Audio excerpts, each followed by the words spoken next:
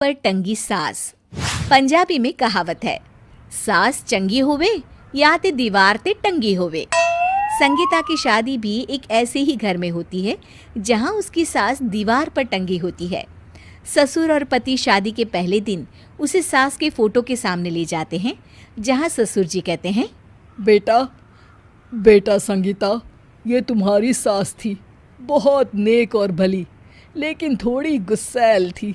गुस्सा आने पर सब तहस नहस कर देती थी, पर अब ये इस दुनिया में नहीं है।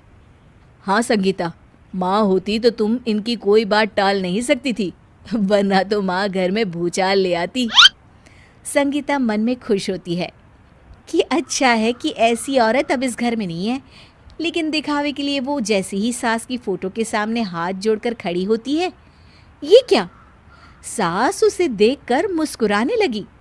संगीता आंखों को मलकर एक बार फिर से देखती है, लेकिन फिर सास के चेहरे का भाव, भंगिमा यानी एक्सप्रेशन बिल्कुल बदले होते हैं।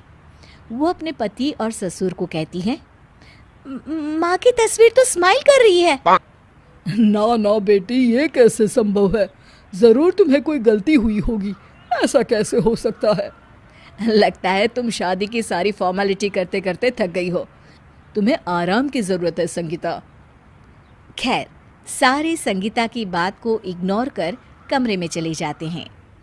वैसे सास की फोटो पर एक्सप्रेशन एक के बाद एक बदलते ही रहते हैं। सुबह होती है, पति और ससुर को काम पर भेजकर संगीता कमरे की सफाई करने में लग जाती है कि तभी उसे आवाज आती है, टेबल ठीक से साफ करो। ऐसे भी कोई टेबल साफ करता है? इससे अच्छा तो ये गंदा ही था। किसी औरत की आवाज सुन संगीता दंग रह जाती है और सोचने लगती है कि आवाज कहाँ से आई। आवाज को नजरअंदाज कर वो फिर से अपना काम करना शुरू करती है, लेकिन इस बार तो आवाज बिल्कुल उसके कान के पास से आती है। मेरा घर है ये, जब तक मैं थी चमका कर रखती थी, हर एक चीज शीशे की तरह थी।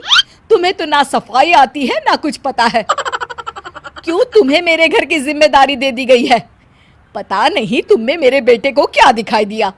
मैं होती तो एक से बढ़कर एक लड़कियों की लाइन लगा देती। अब संगीता को समझने में देर नहीं लगी कि ये आवाज किसी और की नहीं बल्कि उसकी सास की है, जो दीवार पर टंगी है।